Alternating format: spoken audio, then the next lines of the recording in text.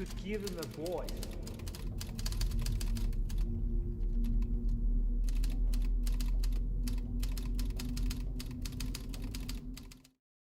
Okay, let's see here. Best Friends marks a reunion of Sestero and Wiseau, 15 years after cult classic The Room. Well, that should be interesting. Released as 2 separate volumes, Best Friends was met with, as you may have expected, average reviews. You know, whatever the fuck they mean by average. Personally, not for me. You'll have to decide. That's fucking handy. It was written and produced by Sestero, partly to prove that Wiseau could deliver an engaging performance. You know, whatever the fuck they mean by engaging. Definitely not what they mean by average. But yeah, considering the history and the weirdness of The Room, you'll probably be expecting the same kind of batshit film. Only worth watching just to see how fucking weird things can get. Well, it definitely has the latter, but as far as being the only positive, I beg to differ. The movie may be insane, but perhaps in a good way, unlike The Room. Nobody seems to want to answer, so let's analyze The Room. I mean, Best Friends. I mean, whatever. Yeah, not really, but good try. You know, based on true events, that kind of thing. We open with Sestero waking up covered in blood with no memory of what happened. Well, that's the eventual conclusion, but considering the movie, it could be his daily regiment. This is John, who will soon be described as a drifter, and is currently begging for money with very unique signs. Obviously never explained. He eventually comes across Wiseau, driving a hearse obviously, and dressed and acting pretty much how you'd expect. I'm so sorry about your family. I cannot help you with ninja karate, but guess what? You know what? I can give you a job. Come on, help me with this. Of course, he's way too good looking to be a psychopath. So in this film, he plays an undertaker named Harvey, who fixes dead people's faces. I have to change this. I have to give him beautiful face. Yeah, I would do that. The face of Gary Grant or James Dean. That's what he needs. And with that, one of the biggest problems with The Room is not going to be apparent here. See, in that movie, this guy tried to convince us he was a normal guy, while in this movie... We love you, Mr. Lester. When you arrive in paradise, please send us a little message. Yeah, that's definitely not the case. But it's, I'm just gonna say it, really well done. If I didn't know the history, I'd say this is damn good casting. He's weird, but in a realistic way. It may have to do with the environment, but you can feel that he's passionate while being somewhat awkward. Throw in the accent, and you have a pretty damn engaging character. While John, on the other hand, currently doesn't speak, but that, spoiler, doesn't last too long. As for why he's mute, again, not explained. I guess right now they want you to question what's going on, and I definitely was, but as soon as he starts talking, he becomes much less interesting. He's still good, and the chemistry between them surprisingly works, but I do feel Wiseau carries a lot of this from an entertaining standpoint. But then again, that's probably the idea. You can't have them both acting weird. It's just, I never bought the possibility of him being bad, and therefore the whole mute thing felt rather pointless. He gives him some money for helping and a new shirt, proving my point about him clearly not being bad. Oh no, shit, fuck it. Analysis over, gotta wait till December now. Fuck. Not really, but he does see an ad for gold and remembers the gold tooth that Harvey pulled out. So he shaves his beard, speaks for the first time in the movie, still don't get it, and heads back there to ask for a job. You know what? I give you advice. Go back to school. He, of course, gives him a job, and this.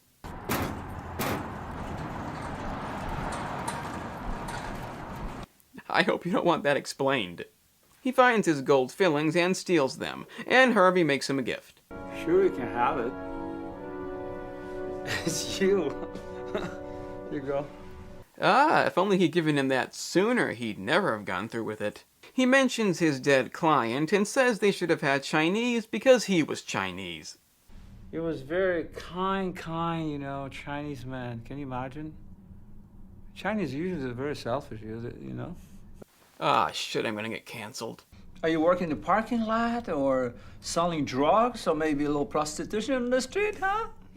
What do you do? It's a good thing this has to be relevant, because otherwise it'd just be plain weird. He makes a bunch of money off the stolen fillings, and they reenact a scene from The Room.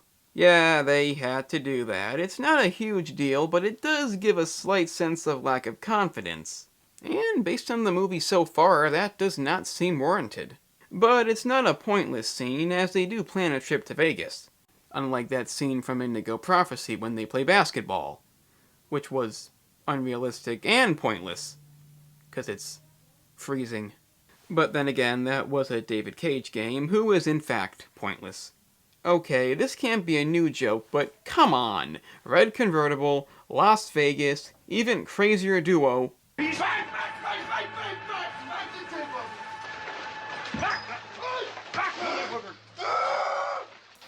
Equally crazy. The reference can't be avoided. We have somewhat of a touching scene in which John tells him about his dead mother. Before she died, She died? When? Hey, don't worry about it. She's out there, look, in the sky. Hello, hello. To some, that would sound inconsiderate, but here it's pretty authentic. Like I said, the chemistry in this movie is really well done and damn entertaining. Kinda like the next scene. You look at the x-ray, look at. You see the candle? Mm-hmm. He swallowed candle. Oh, sad. Kill himself. And the second candle put in his ass. What about that? I said entertaining, in a clown being penetrated by a candle sort of way. He admits to Harvey that he stole the fillings and wants to bring him in on it, leading to an odd line. But John, when you end up in jail, I will not rescue you, okay? The only thing what I can do, I can send you a few oranges. I don't know. He agrees to meet up with him, leading to a scene that's clearly somewhat improvised. You never told me, are you lying to me, man? Someplace. Why do you do that? Sorry. Huh? Just very sorry to interrupt. Oh, no problem. Yet it shows off Wiseau's unique talent. The scene honestly sums up the movie in a way. The combination of awkwardness and believability, it's all there, and the feel is exactly what it should be. It's another thing The Room got wrong due to lack of improv, while this feels uncomfortably satisfying. So they give them a bunch of money as a down payment for the fillings, but he currently won't let John have any and stores it in an ATM machine he keeps in his garage. Shocking. After this, his new lover, Tracy, who I have not yet mentioned, finds out about the money and is unpleased about not being told. So they go to meet Harvey, and you can imagine how this goes. This is gold, right? And this is what, money, right? Which one you like? This or this? This or this? Yeah, she'll surely forgive you now. He doesn't trust her and still won't give him any money, which they discuss while in his new expensive car, with a distinctive design flaw. You know it's gotta foreshadow something. But wait, he's also putting money down on something else, and lies to John about it. He wanted a job. He may replace you because you're always late, you know? How many times have you been late? Yeah, I don't buy it. I mean, we know he's lying, but even if we didn't, it's not that convincing.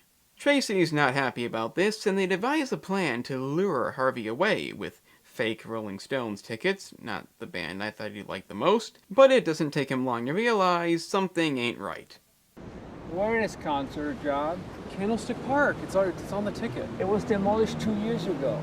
Yeah, probably should have looked into that.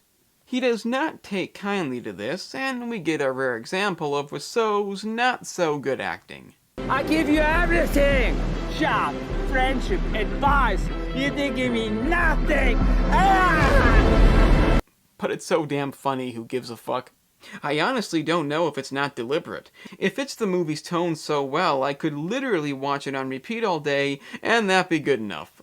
You didn't give me nothing! Ah! You didn't give me nothing! Ah! You didn't give me nothing! Ah! So Harvey falls off the cliff, weird stuff is shown, and Volume 1 comes to a close. So, you might be wondering, is he really dead? Is he only going to be in Volume 2 during flashbacks? We'll have to see. But I'll have you know, he's not going to be in Volume 2 nearly as much. That might sound like a bad thing, even though it's technically still one big story. But still, that's not the case, and the insanity has just begun. Positively shocking. So John and Tracy go to open the ATM, but they can't get it open, so they toss it in the car. We then cut to the present. Oh, and would you look at that? I'm drowning, but you left me, my friend, and I wonder what will become of me. Will I die alone? You were my best friend and my worst friend. Turns out Harvey isn't dead, and we're gonna have a little back and forth deal between this and the events that led up to it. Which isn't the newest idea, but hey, can't complain so far. So, back on the road, they get pulled over by a cop who, you guessed it, wants to search the car. According to Arizona state law, you need my consent or a warrant in order to search a vehicle. Well, that's not suspicious. Going ahead. They decide to spend the night at a hotel manned by, Okay, alright, listen, just hold on a minute. Let me check something, and I'll be right back. Well, what did you expect? They gotta get the weirdness in somehow. Just make sure you sign the guest book before you leave. Yeah, with your own blood, no doubt. So Tracy makes the call to her Uncle Rick, who agrees to help them out. And while Volume 2 may not have as much Wiseau, Rick strongly makes up for it. He's played by Rick Edwards, and is written to mirror Rick's actual life. So they filmed it at his home in the mountains while showing off his real-life achievements. Which incidentally includes acting, sports, and modeling. Yes, modeling. Which is not surprising. You know, I once wrestled a gator down in the Manchaw Swamp. And I kicked his ass or his tail or whatever you want to call it, but I came out without a scratch. Yeah, this guy has an effect on the movie's tone, to say the least. He's kinda like Wiseau, just slightly less weird, yet he makes up for it with unfunny jokes and unique late-night hobbies. How the hell did you fuck that up? You know, she's not gonna put up for that shit. He essentially makes the movie in Wiseau's absence, and in this case, that's just fine. And you didn't tell me your uncle is Clint Eastwood. But then again, some people might not like that. I mean, Wiseau is still the face of the movie. Well, half the movie. Can't just have someone weirder than him. But luckily, the next scene has John feeling bad about Harvey's death, and has a hallucination. Which just so happens to have Wiseau and Rick acting as weird as possible. So, let's find out who's the most insane. In this corner, we have Rick laughing hysterically and banging his head against a painted target. And in this corner, we have Wiseau, also laughing in more of an insane manner, burning money and yelling, "Evil man! Burn in hell!" I gotta give it to Wiseau, but Rick is definitely the cooler one. You know what, cool kinda weird. Back in the film's version of reality, they still can't get the safe open, so they find a guy who can apparently do just that. Doc Seeger, the living legend, how are you? Not an easy place to find. Hell, you on foot? Always. Let me guess, he's fucking weird too. I'm gonna have to have a whiskey over ice. Gotta unwind from my walk. I'll open this thing for you, but after I finish my drink. Well, now I know why Sestero had to be sane. So, even though this guy is clearly not to be trusted and threatened to call the cops, they leave him alone. Because I guess pouring a drink is a 3-person job. This gives him a chance to call his friend and attempt to rob them. You being a little bitch. And giving Doc here a hard time, He's of course not sane either, but in a more violent kind of way, as he tries to rape and most likely kill her. Terribly ingenious, highly imaginative, incredibly inventive.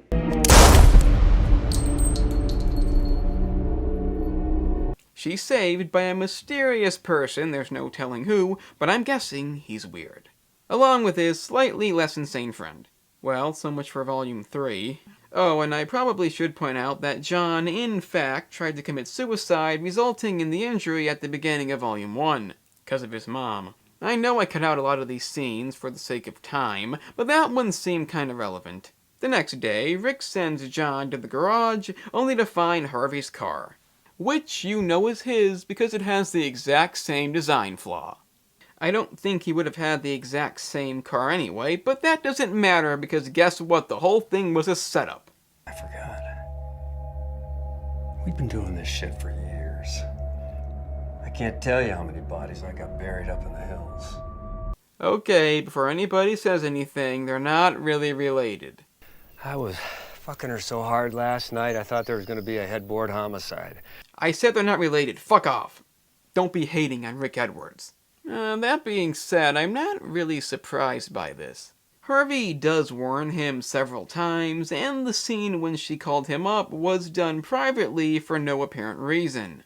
If they at least hadn't done that, it would have been somewhat of a surprise, but I don't see making it so obvious. And I don't know who came up with these plots, but it's as if the last 10 minutes are all about trusting no one. Oh, and that too. Possibly deliberate. But anyway, he takes John out to kill him, but he has a plan. What are you doing, Johnny? Oh. What the fuck, John? What are you doing? What the fuck's this? Oh, yeah. Who else thought he actually knew karate?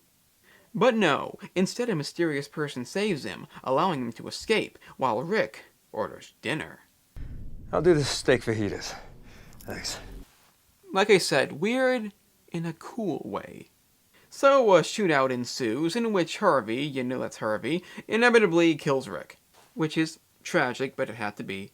Kinda wish Tracy was killed too, as she actually claims she wasn't in on it, but whatever, at least she failed. However, I'm not personally a huge fan of how it ends. They essentially make up despite this, and it turns out the money he spent in Volume 1 was for a house he always wanted, and he even enrolled him in college. Okay, I'm fine with the happy ending, I think that makes sense, but I would have kind of liked a bit more. I don't know, maybe that's the idea, it just feels a bit lackluster. Also, this guy lived. Yeah, I guess no one noticed.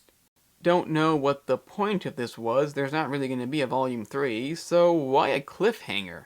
Doesn't even make sense. Then again, maybe it does. Anyway, that was Best Friends, and obviously it's really fucking weird. In a good way.